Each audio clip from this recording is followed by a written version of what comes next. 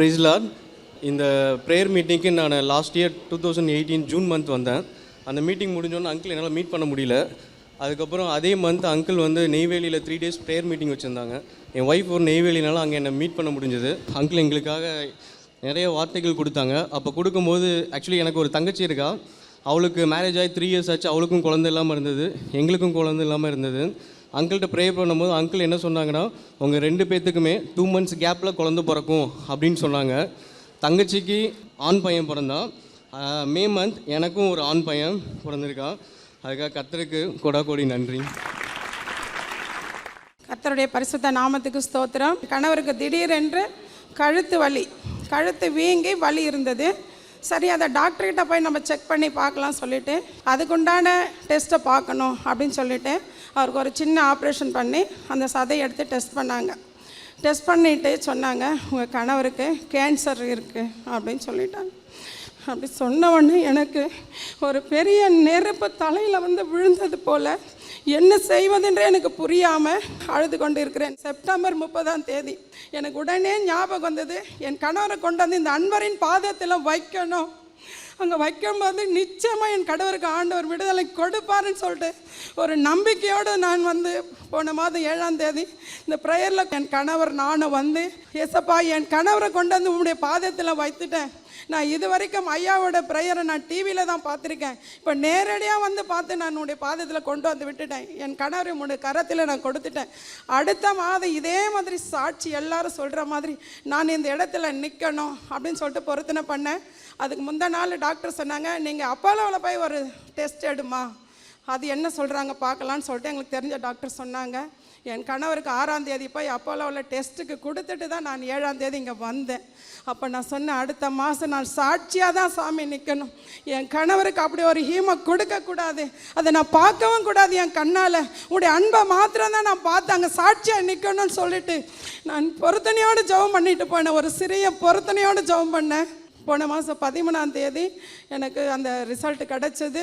அந்த ரிசல்ட்டில் டாக்டர் வந்து என் கணவரை கூப்பிட்டு, உங்களுக்கு அப்படி ஒரு அறிகுறியே இல்லை, மருந்தே உங்களுக்கு வேண்டாம். என் தேவன் எவ்வளவோ பெரியவர். நன்றி.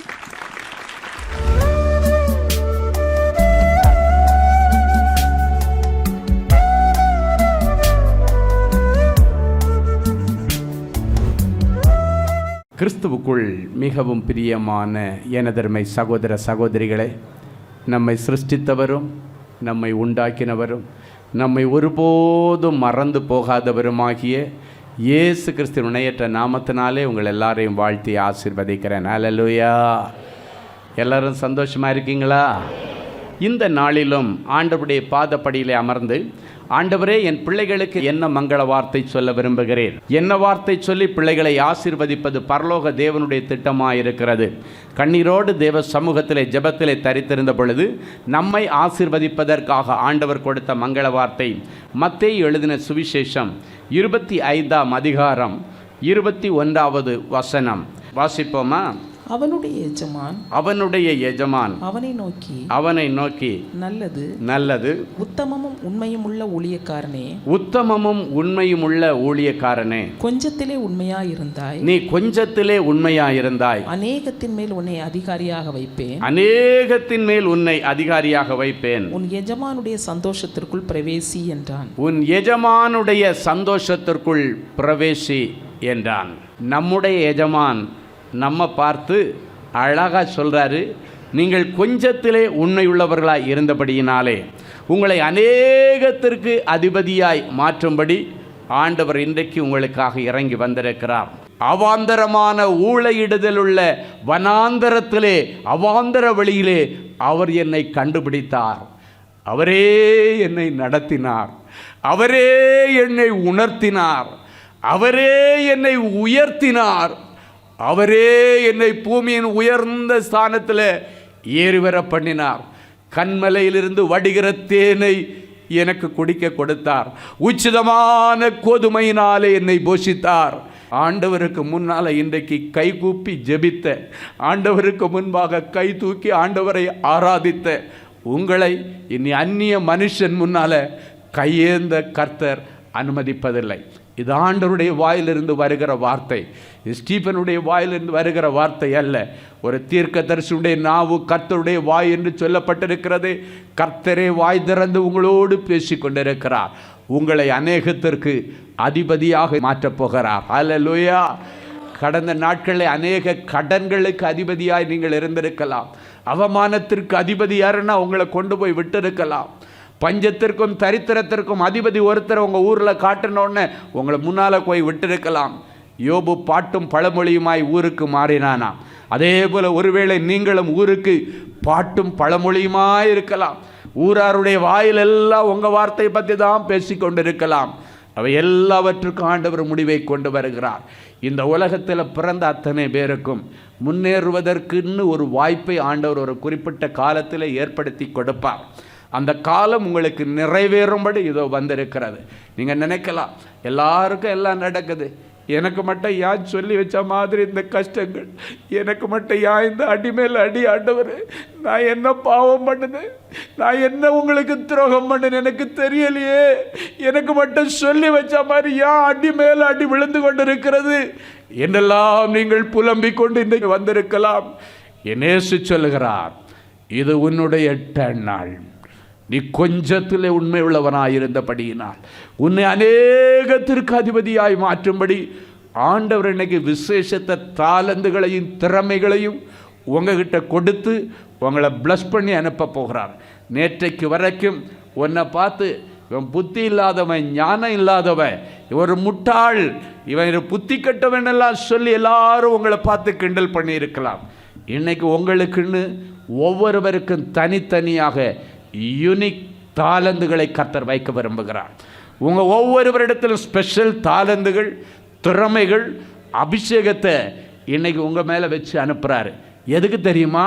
ஆண்டவர் இன்னைக்கு வச்சிருக்கிற இந்த தாளந்தை கொண்டு போய் நீங்கள் வியாபாரம் பண்ணி அதை 10 ஆக்கி, அதை 100 ஆக்கி, அதை கோடியாக்கி ஆண்டவருக்கு முன்பாக ஒரு நாள் நீங்கள் பெரிய அதிபதிகளாக நிற்க வேண்டும் என்பது தான் ஆண்டவருடைய ஆசை. வேதத்திலே ஆண்டவர் ஒரு உவமை சொல்லும் பொழுது சொன்னார், ஒரு எஜமான் ஒரு நாள் ஒரு சிலரை கூப்பிட்டு ஒருத்தனுக்கு 5 தாளந்து, ஒருத்தனுக்கு 2 தாளந்து, ஒருத்தனுக்கு 1 தாளந்தை கொடுத்துட்டு வெளியூர் போயிட்டாராம். போயிட்டு வந்து பார்க்கும் பொழுது 5 தாளந்தை வாங்கினவன் கொண்டு போய் வியாபாரம் பண்ணி அதை கொண்டு போய் பயன்படுத்தி அதை 10 ஆக்கினானா. 2 தாளந்தை வாங்கினவன் அதை கொண்டு போய் பயன்படுத்தி, வேதம் சொல்லுகிறது வியாபாரம் பண்ணி அதை கொண்டு போய் பயன்படுத்தி 4 ஆக்கினானாம். ஒரே ஒரு தாளந்தை வாங்கினவன் மாத்திரம் கொண்டு போய் புதைச்சி வச்சுட்டு அவங்க எஜமான் திரும்பி வரும் பொழுது அதை மட்டும் கொண்டு போய் அவருக்கு முன்னால் கொடுத்து, நீர் கண்டிதம் உள்ளவர் எஜமான், எனவே நீர் வரும் பொழுது நீங்கள் கொடுத்ததை பத்திரமா பாதுகாத்தேன்னு சொல்லி கொடுத்த உடனடியாக அவனை பார்த்து முட்டாளே என்று ஆண்டவர் கேட்டார். என் அன்பு தேவனுடைய பிள்ளைகளே, இன்னைக்கு பிறகு ஆண்டவருக்கு முன்பாகவோ மனுஷனுக்கு முன்பாகவோ நீங்கள் முட்டாள்களாக இருக்கக்கூடாது. உங்களை பார்த்து சொல்லணும், அவன் ஞான கண்மலையாம், கிறிஸ்துவனுடைய ஞானத்தில் வளருகிற பிள்ளை, பயங்கரமான புத்திசாலி, அவனுக்கு உடம்பெல்லாம் மூளைன்னு சொல்ல போகிறாங்க. ஹல்லேலூயா. அவனுக்கு மூளை தலையில் மட்டும் இல்லை, அவனுக்கு உடம்பெல்லாம் மூளைன்னு சொல்ல போகிறாங்க. இந்த வார்த்தைகள் இனி வருகிற நாட்களில் நிறைவேறும்படி இன்னைக்கு ஒவ்வொருவருக்கும் வாய்ப்பு கொடுக்கிற ஆண்டவர். ஏதோ ஒரு தாளந்து, ஏதோ ஒரு திறமை, நீ பிழைக்கிறதற்கு, நீ பெரிய அதிபதி ஆவதற்கு இன்றைக்கு ஆண்டவர் உங்களுக்குள்ளால இன்பில்ட் பண்ணி அனுப்புகிறார். எப்படி 5 தாளந்தை வாங்கினவன் அதை கொண்டு போய் வியாபாரம் பண்ணி 10 ஆக்கி ஆண்டவருடைய பெருமைக்குரிய மனுஷனாய் மாறினானோ, ஆண்டவர் அவனை புகழ்ந்தார், அவனை உற்சாகப்படுத்தினார். இப்படி தான் இருக்கணும்னு சொல்லிட்டு அவனை உற்சாகப்படுத்தினார். ஆண்டவர் தீர்க்க தரிசனமாய் சொல்லுகிறார், புதைச்சி வச்சுட்டு வந்த அந்த சோம்பேறியை போல உங்கள் வீட்டில் யார் யார் சோம்பேறியா வேலைக்கு போகாமல் வீட்டுக்குள்ளாலே முடங்கி கிடக்கிறாங்களோ அத்தனை பேரையும் கர்த்தர் இன்றைக்கு தட்டி எழுப்புகிறார். இன்னைக்கு உன் பிள்ளைக்காக, உன் மருமகனுக்காக, உன் மருமகளுக்காக, உன்னுடைய ஒவ்வொரு குடும்பத்தில் உள்ள உடன் பிறந்த சகோதரனுக்காக, சகோதரிக்காக, யாரெல்லாம் எதிர்காலம் இருண்டு போன நிலைமையில் கிடக்கிறார்களோ, யாரையெல்லாம் உங்கள் கண்களுக்கு முன்னால் கொண்டு வந்து, இவன் காலத்தை விரயம் பண்ணிட்டு கிடக்கிறானே, இவன் காலத்தை விரயம் பண்ணி இருட்டறையில் கிடக்கிறாளே விடுவாளே என்று அழுது கொண்டிருக்கிறீர்களோ அவர்களையும் கர்த்தர் இப்பொழுது தட்டி எழுப்புகிறார். எழும்பு எழும்பு சீயோனேன்னு சொல்ல போகிறார். உன் வல்லமையை தரித்துக்கொள் என்று சொல்லுகிறார். ஒருவேளை வல்லமையை இழந்தவர்களாக நீங்கள் வந்திருந்தால், ஆண்டவர் கொடுத்த தாளந்துகளையும் திறமைகளையும் ஏற்கனவே நீங்கள் கெடுத்து போட்டு வந்திருந்தால், மறுபடியும் உங்களுக்கு ஒரு வாய்ப்பை கொடுக்க விரும்புகிறார். ஆரம்ப நாட்களிலே எழும்பி பிரகாசித்த நீங்கள் இன்னைக்கு எழும்பி பிரகாசிக்க முடியாமல் மங்கி எரிகிற திரிகளைப் போல இருந்தால், இன்றைக்கு ஆண்டவர் மறுபடியும் உங்களுக்குள்ளால ஒரு வல்லமையின் அபிஷேகத்தை வைக்க விரும்புகிறார். உங்களுக்குள்ளே ஒரு தனித்திறமை ஆண்டவர் வைக்க விரும்புகிறார். நீங்க ஒரு நாளும் அடுத்தவங்களை பார்த்து காப்பி அடிக்க கூடாது. அவர் போய் இந்த பிஸ்னஸ் தொடங்கினார், ஓகோன்னு ஆயிட்டாரு, ஒன்றும் இல்லாமல் என் கண்ணு முன்னால் கிடந்தார், இந்த பிஸ்னஸை தொடங்கி ஓகோன்னு ஆயிட்டாருன்னு நீங்கள் போய் அந்த பிஸ்னஸை தொடங்கக்கூடாது. உங்களை குறித்து ஆண்டவருடைய திட்டம் என்ன? அவருக்கு அது கை கொடுக்கும், உனக்கு கை கொடுக்காது. உனக்குன்னு ஆண்டவர் கொடுத்திருக்கிறது வேறு திறமையாக இருக்கலாம். சில நேரங்களிலே சில பிள்ளைகள் தேவ சித்தம் தெரியாமல் ஆண்டவர் அவனுக்கு ஒரு நல்ல வேலையை கொடுத்து அந்த வேலையில் நாளுக்கு நாள் உயர்வையும் மேன்மையும் கொடுத்து அவனை பெரிய அதிபதியாக உயர்த்தணுன்னு ஆண்டவர் ஆசைப்பட்டிருப்பார். ஆனால் இவங்க தேவ சித்தம் தெரியாமல் யாரோ ஒரு நண்பனுடைய பேச்சை கேட்டு சொந்தமாக தொழில் பண்ண போகிறேன் அப்படின்னு தொழில் பண்ண போய் இருக்கிற எல்லாவற்றையும் தொலைத்து விட்டு கடனை வாங்கி கடனில் அழிஞ்சு வீட்டில் தலை காட்ட முடியலை, வெளியே தலை காட்ட முடியாத நிலைமையில் சிலர் அலைகிறதை பார்க்கிறோம். ஒரு நாளும் அடுத்தவர்கள் சொன்னார்கள் என்று சொல்லி உன் கண்ணை நீ குத்திக்கவே கூடாது. அது உன்னுடைய எதிர்காலத்தை குருடாக்கிவிடும். ஆண்டவர் என்னை குறித்து என்ன வச்சிருக்கிறார்? ஆண்டவர் பார்த்தீங்கன்னா இன்றைக்கெல்லாம் கையெழுத்து போடுறத விட ரெஜிஸ்டர் ஆஃபீஸில் நீங்கள் கையெழுத்து போட்டாலும் கை நாட்டு வாங்குறாங்க. உங்களுக்கு தெரியும்.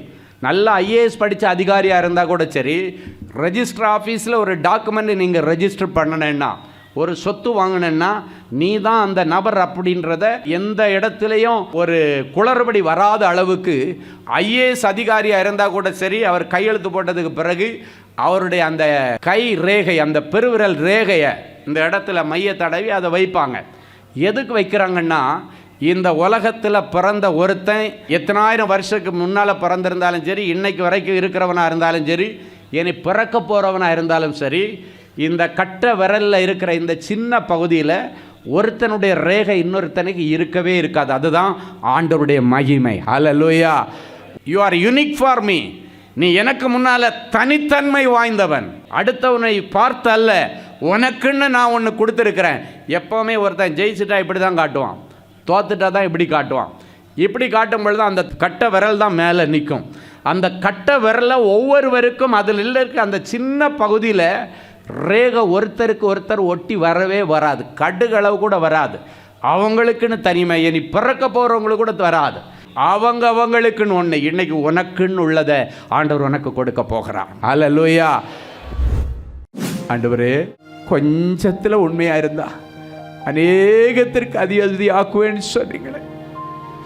கொஞ்சம் பலன், கொஞ்சம் எண்ணெய், கொஞ்சம் வருமானம், கொஞ்சம் படிப்பு.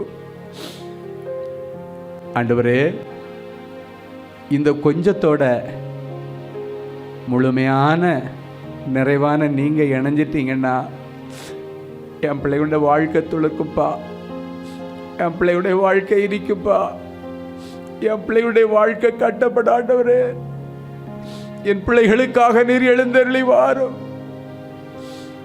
அற்பமான ஆரம்பத்தில் என் பிள்ளைங்க இருக்கலாம்ப்பா, சம்பூர்ணத்தை கொடுக்கிற ஆண்டவரே, என் பிள்ளைகளுக்கு சம்பூர்ணத்தை தாரும். அநேகத்திற்கு அதிபதியாய் மாற்றுவேன். உன் எஜமானுடைய சந்தோஷத்திற்குள்ள பிரவேசி என்று சொன்னீர். என் பிள்ளைகளுடைய வாழ்க்கையில் சந்தோஷத்தை அனுபவிக்க முடியாதபடி, சந்தோஷமான வாழ்க்கைக்குள்ளே பிரவேசிக்க முடியாதபடி காணப்படுகிற தடைகளெல்லாம் உடைச்சி போடுங்க ஆண்டவரே. சந்தோஷத்திற்குள்ளே பிரவேசிக்க தடையாயிருக்கிற வேலையில்லா திண்டாட்டத்திற்கு முடிவு வரட்டும்ப்பா. வருமானம் இல்லையே, வருமானம் வந்துச்சுன்னா, பிள்ளைக்கு ஒரு வேலை கிடச்சுன்னா, பிள்ளைக்கு ஒரு கல்யாணம் பண்ணி வைப்பனேன்னு ஏங்கி கொண்டிருக்கிற அநேக பெற்றோர்கள் உண்டாண்டவரே, அவர்களுக்கு வருமானத்திற்கும் வழியை திறந்து தாங்க. சந்தோஷமான இல்லற வாழ்க்கைக்குள்ளே பிரவேசிக்கவும் ஆண்டவர் வழியை திறந்து தரும்படியாக நாங்கள் செபிக்கிறோம். சந்தோஷத்திற்குள்ளே பிரவேசிப்பீர்கள் என்று நீர் சொல்லியிருக்கிறீரே. எந்தெந்த சந்தோஷத்தை எதிர்பார்த்து ஏமாற்றத்தோடு என் பிள்ளைகள் நிற்கிறார்களோ அத்தனை சந்தோஷங்களும் இவர்களுக்கு ஆம் என்றும் ஆமேன் என்றும் பலிப்பதாக. சில பிள்ளைகள் சந்தோஷமான இல்லற வாழ்க்கை ஆரம்பித்து பல வருஷம் ஆச்சு. அதை சந்தோஷத்தை மெருகூட்டுற விதத்தில் எனக்கு ஒரு கற்பத்தின் கனியில் இயங்குகிற பிள்ளைகள் இங்கே நிற்கிறார்கள். இயங்குகிற பெற்றோர்கள் இங்கே நிற்கிறார்கள். என் பிள்ளைக்கு கல்யாணம் பண்ணி வச்சு இவ்வளவு நாளாச்சு, இன்னும் ஒரு முழுமையான ஆசீர்வாதமான பிள்ளை செல்வம் இல்லையே, ஏங்கிட்டு நிற்கிறாங்கப்பா. என் பிள்ளைகள் மேல் நீர் மனமிறங்கி இவங்க பிள்ளைங்க எந்த ஊரில் இருந்தாலும் சரி, இன்றைக்கு அவர்களை சந்தோஷமான பிள்ளை தாய்ச்சி ஆக்குங்க. நீ சொல்லி இருக்கிறேன், கொஞ்சத்தில் உண்மை உள்ள பிள்ளைகளாய் இருக்கிறவர்களை அநேக பிள்ளைகளுக்கு அதிபதியாக நீர் மாற்றும். அநேக பிள்ளைகளுக்கு அதிபதியாய் மாற்றும். இருக்கிற கொஞ்சம் பலத்தில் என் பிள்ளைங்க வந்திருக்கிறாங்க, இருக்கிற கொஞ்சம் விசுவாசத்தில் என் பிள்ளைங்க வந்திருக்கிறாங்க. அநேக பலசாலிகளாக என் பிள்ளைகளை நீர் மாற்றும். இயேசுவின் மூலம் பிதாவே, ஆமேன், ஆமேன்.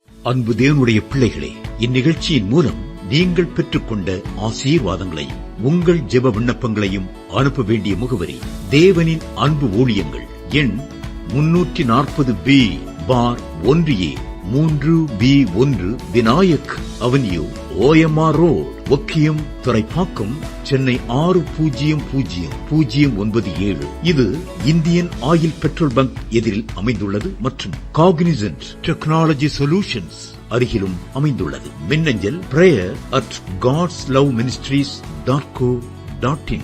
எங்களது இணையதளம் www.godsloveministries.co.in. மேலும் 24 மணி நேர ஜெப உதவிக்கு 04454547999 மற்றும் 9941950999 என்ற எண்களுக்கு தொடர்பு கொள்ளுங்கள். கர்த்தர் தாமே உங்களை ஆசீர்வதிப்பாராக.